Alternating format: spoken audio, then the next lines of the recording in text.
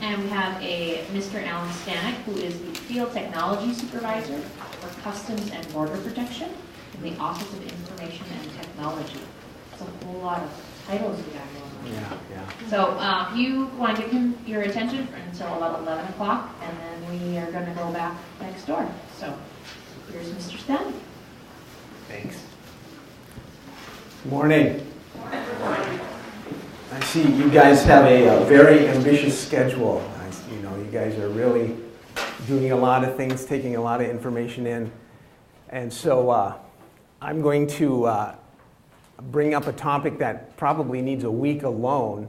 And so I'm just going to cover some high points that you can write down and jot down on page 18 in your book.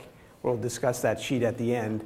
But there's just a whole lot to this topic, and so I'm just going to kind of cover the top. And like Amy said, my name is Alan Stanek, and I work for Customs and Border Protection. I have nothing to do with the medical field at all. And so I was asked, just because I deal with teams and I work with teams. I've been with government agencies for the last 21 years. Before that, I was in private industry, and I also was running teams. I was a service manager for a local two-way radio shop, like the radios you have in your ambulances. That we took care of all that, police cars. And so I've had to kind of deal with teams my entire career. I've had large geographical areas. From 2005 to about 2010, I had Montana, Minnesota, and North Dakota. And so I had to also run teams and manage teams and keep teams motivated. Long distances over telephones, emails, and communicator and things like that. I've supervised up to 15 technicians at one time, and I'm a classically trained electronic technician and specializing in two-way radio and radio frequency RF. And then I also, when DHS was created back in 2003, I got the computer techs. The geek squad put under me. And so I really wasn't aware of that discipline, or that wasn't my specialty, but I still had to manage them. And so that was quite a challenge to get to know that, because that's a whole nother thing to learn. But what I found out is people are people, whether they're like yourselves in the medical field, or if they're computer techs, or if they're car salesmen or whatever, teams are in them all. There's a lot of excellent team building resources available. You can read books on the internet. There's all kinds of stuff available. What I'm going to do, what Dr. Allen asked me to do, is just share my experience as a team leader of some things that worked and some things that didn't work. Some things that I'm going to bring up may work in your application, some don't. Eat the meat, spit out the bones, use what you can. And so I'm just going to share my experience with you. This is an open discussion, so anytime you have a question or a comment, or you want to put some input, or you can relate to what I'm saying, feel free just to stop me at any time. Just call me Alan. Okay? Again, there's a lot of information here, and so I'm going to go over it quick, and maybe you want to do some research on that later. I'm going to break the course down into 4 sections. The first one, we're going to discuss how communication promotes optimal team functioning. The second part, we're going to describe the key components of effective communication. Number 3, we're going to describe several factors that break down communication, why teams don't work. And then I'm going to give a couple examples of some effective team communication I have experienced, and then I'm going to give some that I have had that haven't worked. And so there's a lot of information here. Okay, I'm going to discuss what promotes optimal team functioning. For a team to reach its full potential, members must be able to say what they think, ask for help, share new unpopular ideas, and risk making mistakes. This can only happen in an atmosphere where team members show concern, trust for one another, focusing on solutions, not problems. Communication, when friendly, open, and positive, plays a role in the cohesiveness of the team. With my team, I'm going to describe them. My style is very open and liberal. These are highly trained, some would say highly paid government employees who know their business. And so I'm not going to micromanage them and tell them how to do what they have been trained to do. It's an insult to their training, and I'm not going to do that. And so let me just describe some of the members of my team I have worked with and I currently work with. And I'm going to just call them numbers because somebody may know them and I don't want this to get back to them. Number one, he's a very articulate person, attention to detail. His record keeping is second to none. He's been in government his whole life, and so he knows policy, he knows how everything works, and he's way better than I am at details and even planning. Very excellent planner. Number two, he came from the outside world. He was a Verizon technician, so that's very high-paced, fast-paced compared to coming to the government, which is a slower pace. And so he's very knowledgeable, has excellent experience, but he has a very short attention span. He gets bored really quick. He's fast-paced. He's always moving. And he's a big guy, 350 pounds. A big guy, but he's just going. I have another one, number three, and he's full of ideas. I've never seen a guy so full of ideas. Some are good, some are absolutely harebrained.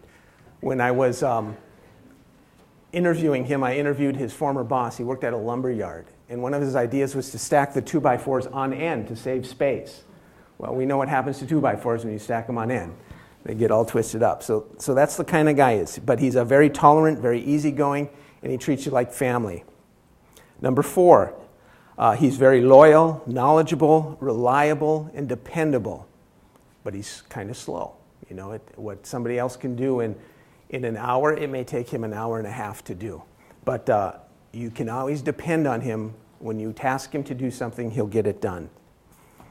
Number five, very friendly, great historian. He's the go-to guy. If you need to know why something is how it is, you go to Jim. Did I say Jim? He's in Chicago. It doesn't matter. Okay.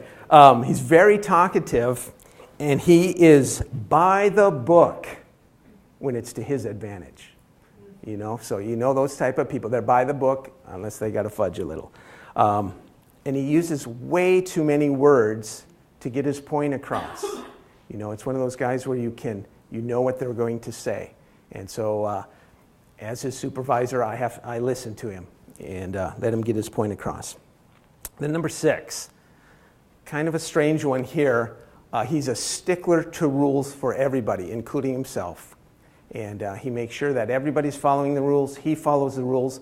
I'm the one who actually hired and interviewed him. Very knowledgeable, very intelligent. I think he's way underemployed. He could be doing something far more, but this is the work he enjoys. And so once he came on, I kind of had an attitude about him, you know, because he just he was such a stickler to rules, and he didn't care who you were, he would call you out on it. But I had to change my attitude towards him. So I changed my attitude towards him. I knew how he was.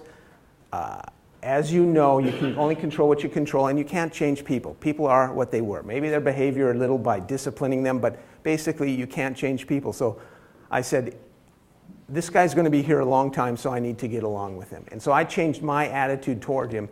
And actually, I enjoy his company now. I understand where he's coming from. I know a little more about his life experience.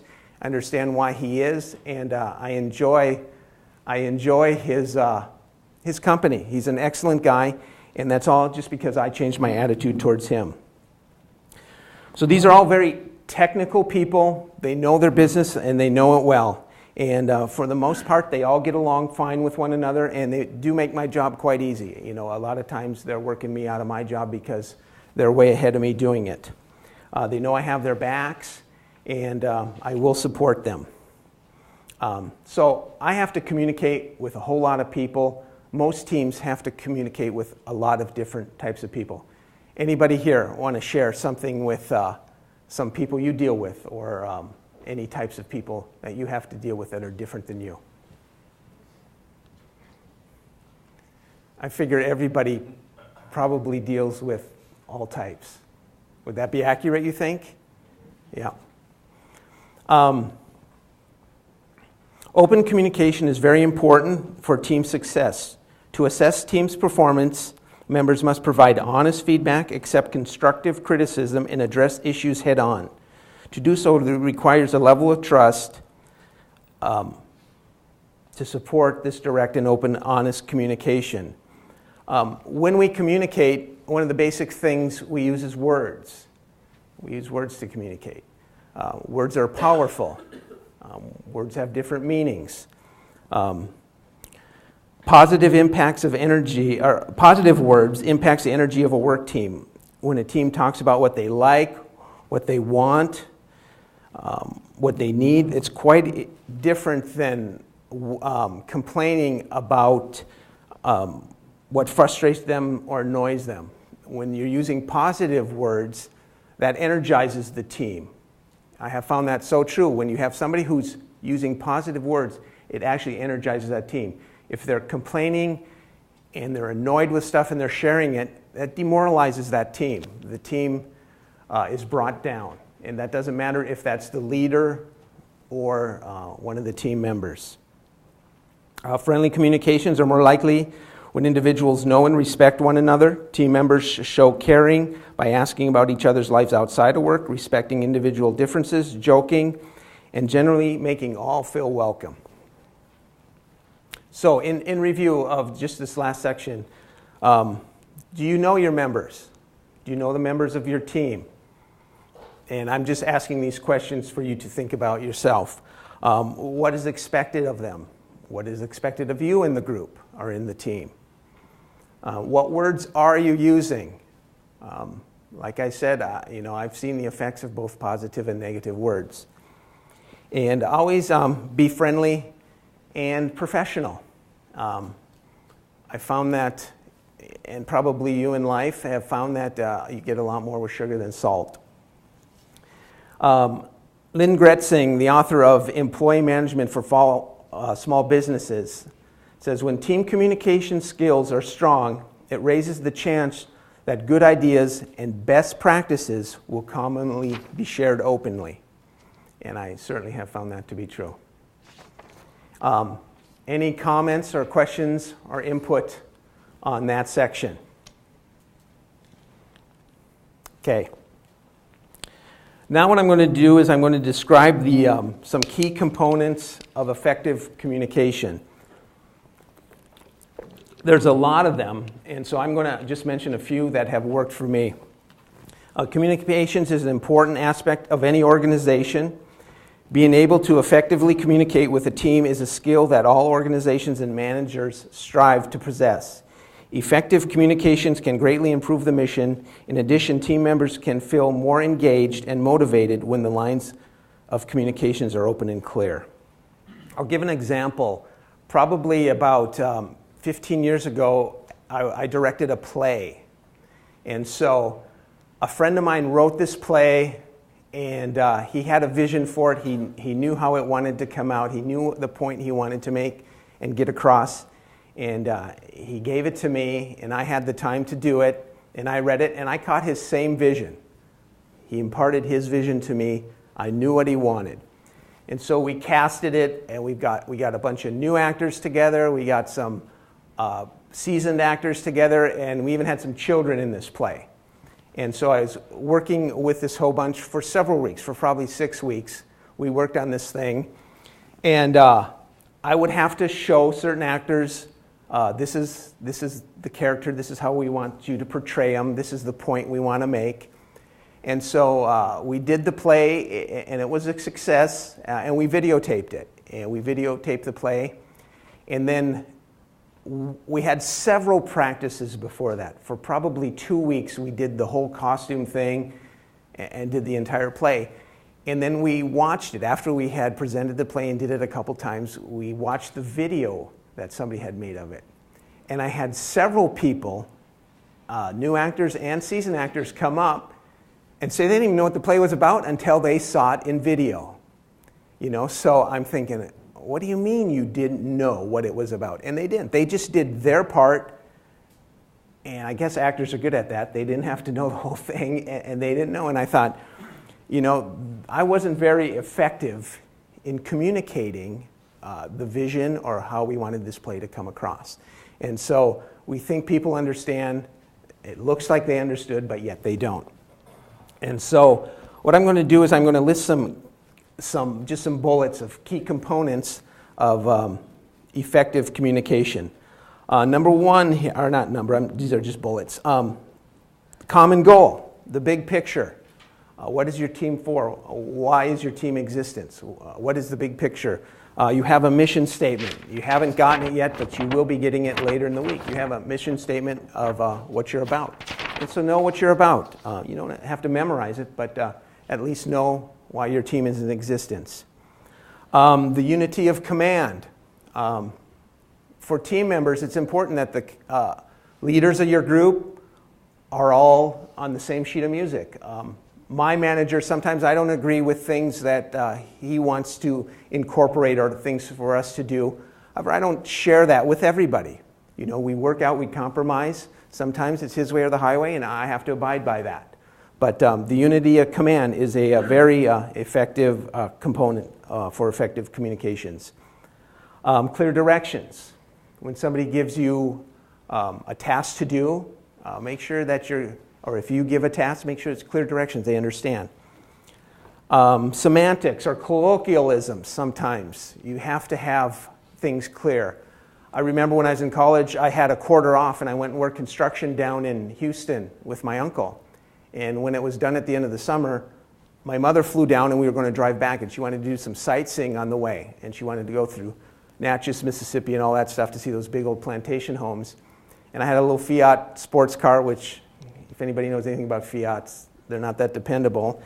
And so we're driving back, and the car was jerking all the time. We'd get going and then start jerking. And so we stopped in a little town in Mississippi, and I had a mechanic come, and he looked at it, and he determined it was my coil, the ignition coil. And so he said you could just go buy one at the parts store. So I went to the parts store, and I went up to the counter. And remember, this is Mississippi, way down there by Louisiana. And I went in the store, and I said, I need a coil for this type of car. And the guy looks at me, and he said, a coil? And he looked at me strange, like he didn't know what I was saying. And I said, yes, a coil. And he goes, well, I don't know what a coil is. And so I said, a coil. It connects to the distributor cap and to the spark plugs. He said, a cow. You want a cow. And so that's what he knew it as. Even when he said the word, how it's spelled, he didn't know what I was talking about. So we want to make sure that our words mean the same thing to everybody. Another key component is body language. Somebody said 93% of communication is body language. And so I don't know if it's that high, but how you look and how you respond, people pick that up. My guys give me grief all the time because sometimes I'm a little ADD and have a short attention span as well. And I get this bored look, and they know it. And they're right on me, right? Oh, Alan's bored, we're done, let's get out of here. So they're reading my body. And then also my wife, the same thing. We've been together long enough where she can read me, and she knows what my language is saying. And even in your life, you see first impressions, how you view people, and how many times are we dead wrong. But what we see and what we think they are two different things. So body language is a very key component to effective communications. If you're trying to make a point across, like number 2, he's glued to his electronic device there, all the time. And so we'll have meetings. We have meetings once a week, and he's paying attention. I know he's paying attention, but he's always messing with that thing, and it just bugs me that I don't have his full attention. And so anyway, body language. I view that as negative body language. Your attitude, another key component. Your attitude. How is it perceived, or what is it? I mean, how do you come to work? Just be aware of your attitude. Listening skills. Are you hearing what people are saying? Or when, like number 6 or number 5, if he's talking and you know how he's going to end that sentence, do you end it for him? Even if you know what they're going to say, you should. You should let them talk. Let them get their thought out, even if you know what they're going to say. How about your reaction to your reaction responses to your members' input? You may not agree with them. You may not want to do what they say, or how do you respond? I know I had one guy, a new guy, read a policy, and he said, "No, this is what it says." And I said, "No, this is what it says. We've been doing this forever. This is 10 years. This is what this policy says. It says thus and so." And he goes, "No, it doesn't. It says this." And I mean, we got right down, to what's the meaning of is and that. And he was right. It can be interpreted this way. We went up the chain, and we've got people to say, "You know what? We've always been doing it that way. But really, it does say this." And so we weren't the author of this statement, so we had to interpret it. So the interpretation was a little wrong. Another key component effective, be patient. Be patient with others. I think that's pretty self-explanatory. And then be honest. I'm always honest with my guys, and I encourage them to be honest. I always told them when I hired them, I said, if you're honest with me, I assume, and I'm going to, right now we're starting at a level, everybody's honest, I trust everything you say, I won't doubt what you say.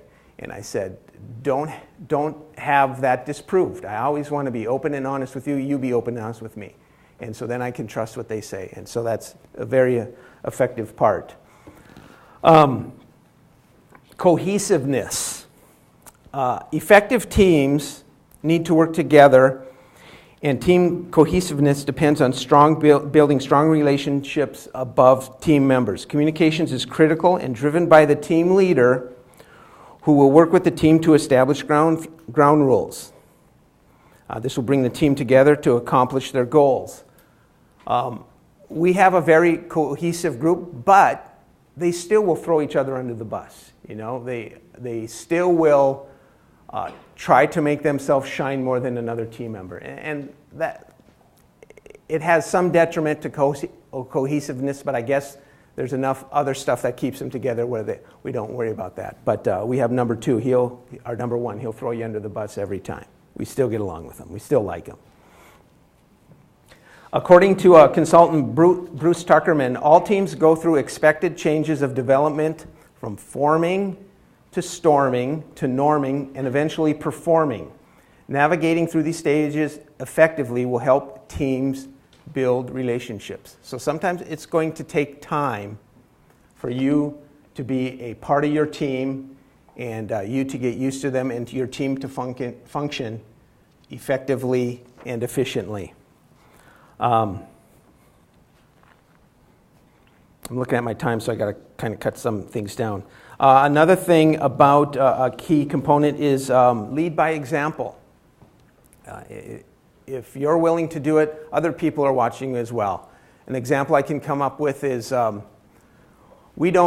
group, we're just the technical group. We do the infrastructure group. We don't do things like install light bars or radios or fix cars or anything like that. However, the Border Patrol is one of our customers. And they are kind of high maintenance, and they ask stuff of us that's not our job. It's really not our job. However, we have the winter season here in North Dakota, and a lot of times we have a lot of excess time to do things. And so the chief here, they had a bunch of undercover cars, undercover Tahoes. Oh, I shouldn't tell you that. Undercover cars. And they wanted light bars installed in these. Light bars are not light bars, but grill lights and undercover lighting. And so the chief asked me if I would do that. And we had the time and the know-how to do that kind of stuff. So I said, sure, we'll do it. And so I brought it up to my guys. And they looked at me like, what? I don't think so. I'm calling the union, giving me a bunch of grief. We're not going to do that. That's not our job. And so anyway, I said, fine. I did it 20 years ago, I can still do it again. And so I had them bring them over, and they got all the parts and pieces. And so when I had time, like in afternoons and there was no big rush, I would go and do that. I would go out to the garage, pull in a car, and put in their light. So I'm doing this physical things. Well, the guys would come back. They're not doing anything, and they know the supervisor's out there doing it.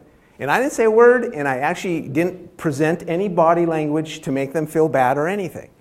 And sure enough, they start coming out there, and they start helping me. And so we kicked those things out really quick. But so I led by example, and I had to, I don't want to use the word humble, but I brought myself to do something that I didn't necessarily have to do. But I did it, and they followed along. I just want to say a couple things about developing team communication skills. And I realize I'm going over a lot of stuff real quick, but recognize that all people learn and communicate differently. Okay, so people are a product of their life's experience. They don't catch on, they don't learn as quick as some others, and so you want to be aware of that. Encourage team members to participate in encourage team members to practice active communication techniques. During meetings and conversing with team members, one person should be talking, and then the other should give them their attention. When you got a bunch of people talking, and especially if you're in a group, and somebody else is talking, they don't know who to listen to. And that's another one that my wife reminds me of all the time. I like to talk on top of her, and she says, we have this little thing we do, And so anyway, I read her body language and I quit. But she'll always remind me. Another way that you could develop team communication skills is connect employees together to help one another. Let's say somebody's lacking in verbal communication. They're not real good at verbal, but they're real good at written communication, or vice versa. Connect those people who can't communicate verbally very well, connect them with people who can, and then vice versa. If somebody can't write very well, connect them with people that write. And ideally, if you got those two together, you got one's learning, one's teaching, and one's learning. And so use one's weakness and another's strength and help them together. One last point I'm going to bring up here is strong communication skills can also help team members learn how to manage conflict in positive ways. This is according to Lynn Grinsing again. Too often we can have the tendency to avoid conflict. By learning to respond to conflict in positive ways, both team and team members can benefit. And so I know in our group, and I know also All Truths policy is if you have an issue or you have a problem with somebody, go to them first. Go to them and try and clear it up instead of going to the supervisor or blowing it out to something it shouldn't be. You can deal one-on-one. If it's not resolved, then you can bring in somebody else to help you out.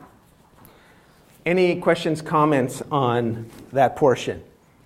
Key components of effective communication. Any examples? Anything want to?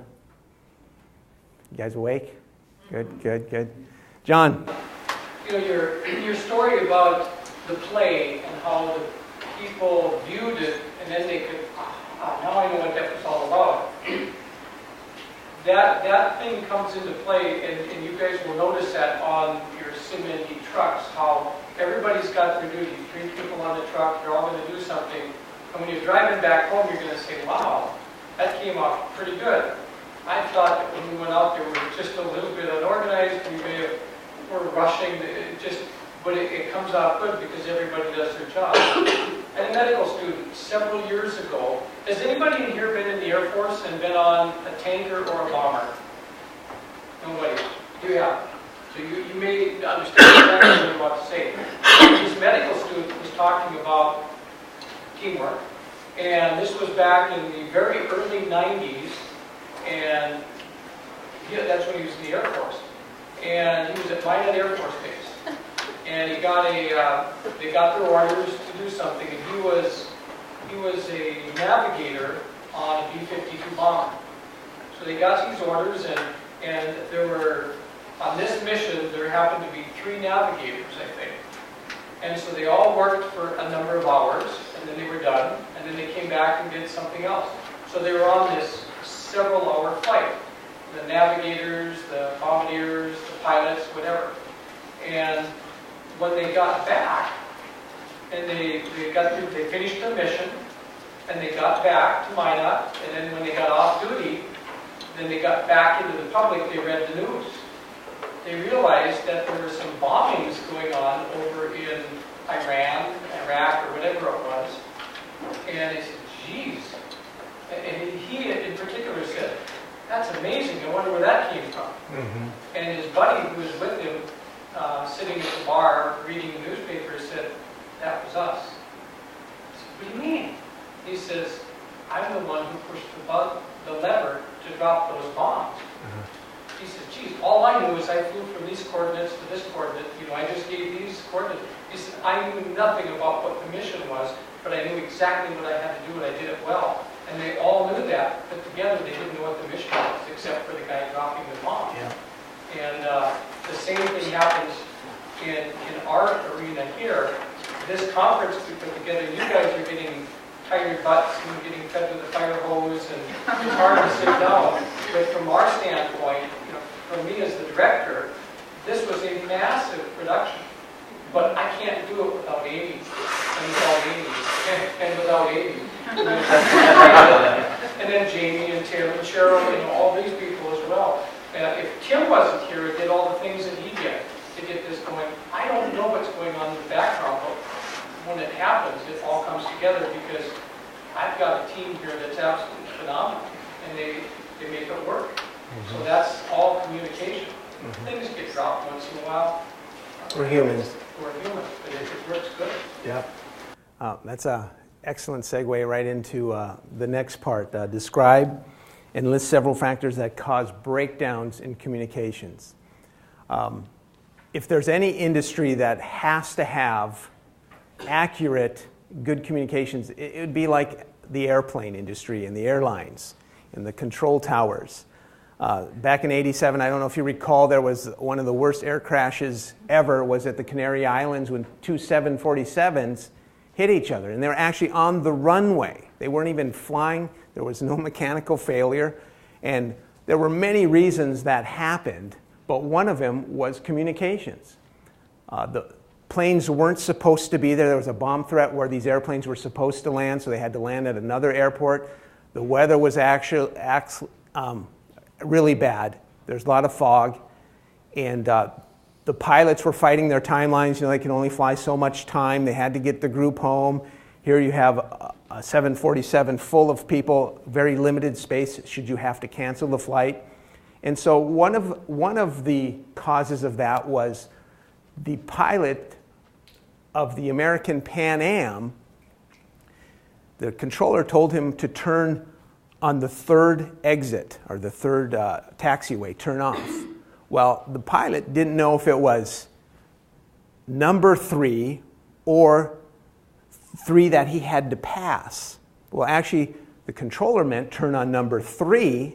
He turned on the third one he counted, which was number 4. And so part of the problem was that 747 should have already exited, even though the other 747, the Dutch one, was taking off when it shouldn't have been. And it was a horrible air disaster, over 500 people killed. Any breakdowns in communications in your lives? Any experiences in your lives? Probably none. It all works every time. Yep. Yep. In my job, one of the possible breakdowns is technicians are very independent people. They want to do things their way. There's more than one way to do it, but they want to do things their way. And I appreciate that, and so I send them alone because they like their alone time. They love driving. I don't know what it is about technicians, but they love driving. And so I'll send them on their own to go do a preventive maintenance or to go service something or to do something. I'll send them on their own, but I also like them working as a team or a group because a couple things, it gets everybody aware of all sites, all situations. And sometimes they just don't want to do that. They go on their own. And so there's a very potential to break down when one's on leave or one's on sick or some is at another site and something goes wrong. Another technician has to pull that slack or pull that weight and saying, well, what's going on here? And several times somebody has contacted me, one of my customers, the Port of Entries or the Border Patrol or the federal something or other calls me and says, well, what about this? And so I'll call down to the office and I'll get number one. And number one will say, well, that's not my site, that's number 3's site. And I'll say, yeah, but you need to know what's happening at number 3's site. You know, and he goes, well, it's not my site, I don't take care of it. And so sometimes that breakdown right there, our group effectiveness and efficiency is not working. So I always am trying to get them together. So we've come up with a workaround where we get them to train on each other's sites and all that. But sometimes that is a breakdown in communications. Working with different people. People are different. They're a product of their life experiences. But what they're trained in, like you guys in the medical field, whatever portion that is, or us in the electronic field, that should be common ground. That's common ground for us. So all of us should have that in common. We know there's several ways to skin a cat. There's several ways to come to the same conclusion at the end or the same solution at the end, but different ways of getting there. And sometimes a breakdown is communication when people don't want to do that. They're not flexible. We're doing it my way or the highway. Anybody ever deal with those types? No? Yep. We've all dealt with those. Another way to break down in communication is don't get to know your members. If you don't get to know them and you don't know how they operate or what they're like, communications can break down. Not showing professionalism can break down communications. We're all humans, we know that. We wake up, we have moods, we have egos. When you come to work, we leave those at home. You know, we're all equal, respected individuals, team members, and we're not better than anybody else. And that'll definitely break down if we're not showing professionalism. Another thing that can cause breakdown is a dynamic environment you're in. You guys, you know, ambulance nurses, or ambulance drivers and nurses and paramedics and things, you have a very dynamic environment. It's always changing. And so you have to be flexible and not let that break down your communication. We have, like I mentioned, we work with some government agencies and they're cops. We work with cops. And cops are kind of like the sky is falling type people sometimes. And what I call it is shiny thing management. Whatever catches their attention, that's what they got to do right now. Oh, shiny thing, shiny thing, shiny thing. And so our job is mission support. We support their mission. We make sure they have and make sure that everything they need is operating. And so it drives us absolutely insane because we know after they've had lunch or they have a bottle of Coke or they come back, it's forgotten. And so some things are legit though. Sometimes the sky is falling. We have to take care of it. So sometimes you've got to be flexible and work in your dynamic environments that you work in and be able to change. I mentioned already, but I'll mention it again, don't try to change people. That could be a breakdown in communications. You try to change somebody, they just shut you off. They don't hear you anymore. This is how I am. They don't necessarily say that, but they're not going to change. So you can only control what you can control. Breakdown in communications, not understanding a request. When you make requests to your team members or teammates, make sure they understand what you're saying. What time we got here? I'm going to skip this one. This was a technical example I had about radio receivers. They transmit and they receive. I'll just paraphrase it real quickly. We use an encrypted digital system, which means the transmitting radio has to have certain keys and secret codes in it to talk to another radio. And that's to prevent anybody who's not authorized to hear the transmissions not to hear it. And so the transmitter and the receiver have to have those codes in it, otherwise it doesn't talk. And it's the same with us communicating in a group. We have to make sure that the receiver understands what the transmitter is saying. And so we can have potentials for breakdowns there. Other things that cause breakdowns: distraction, noise, the physical environment are around. Sometimes we don't hear. Emotions. What's our emotional state? We don't want to hear stuff. We had a fight at home. The car broke down. It's snowing again. All that physical stuff can cause breakdowns. Our emotions. Sometimes the complexity of the organization we deal with. And this is especially true in email. You ever get the emails where it's somebody replies. That's just ineffective communication. Nobody reads that. Nobody wants to look at that. Another thing, a breakdown, is poor retention. We're human beings, and sometimes we just don't hear. Stress. If we work in a stressful environment, sometimes that'll affect what we heard and our communications. And lack of a plan will break down communications. We meet every Wednesday at the coffee shop on 24th in South Washington at Caribou Coffee. And most of the time we solve the world problems. We don't do anything with what our jobs are. That's what we do. And we just meet there and meet regularly. However, we do bring up what's on the agenda for the coming week and concerns and stuff. So we do meet regularly. That's very important to do for effective team communications. Questions, comments, input, anything on key or breakdown, any breakdown elements? Okay. This last part, I'm going to just analyze two examples. One that was very effective communication and one that was not. The radios we deal with have to be updated every so often with what's called a new code plug. Unlike your cell phone that Verizon or Sprint or whoever just downloads the new stuff into your phone automatically without you even knowing, we have to actually go out there and touch every radio we've done it in Montana, Minnesota, and North Dakota. And so I'm going to read you this example, and then I'm going to ask you why this one worked. Okay? So the Montana and Grand Forks reprogramming effort. These are both very large geographical areas.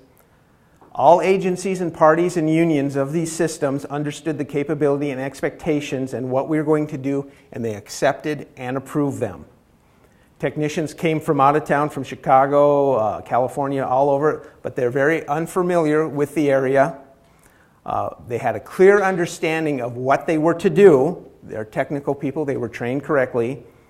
They were briefed on the goals, and goals were established. So goals were established, and they were briefed on those. This is what we expect from you every day, and this is how we're going to meet our task in the time frame we have.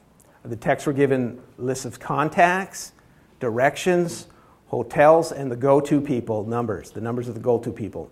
Every radio was touched by a tech, and the techs finished ahead of schedule with very few problems. So both of these programming efforts were successful. So why do you think, from what I told you here, why do you think they were successful? Very good. They were briefed. There was a plan. They were involved. Clear directions. They had clear directions. They knew what was expected of them. They had contacts. And also they had means of contacting, cell phones, radios, whatever. Ownership, they accepted it, so they moved it. So it was theirs. Yep. They came in from out of town. They volunteered for it, and they came in and did it. And so that's an example of something that worked. And just like John mentioned earlier, this whole conference, or this training, was all planned. And so it's going to be much more effective and efficient when there's a plan. Now, poor communication example. The government reorganizes, just like companies reorganize for what we don't know, but they do. And for 5 years, we did our time accounting, basic TNAs, time and attendance. We did it one way. We did it in a computer system, which is so wonderful. You just go to a website, log in, blah, blah, blah, put in your time, and you get paid. Well, the new management came in. They wanted us to do time sheets, like papers, like this. And we're all technical people. We're like, what? This is like 1940s technology.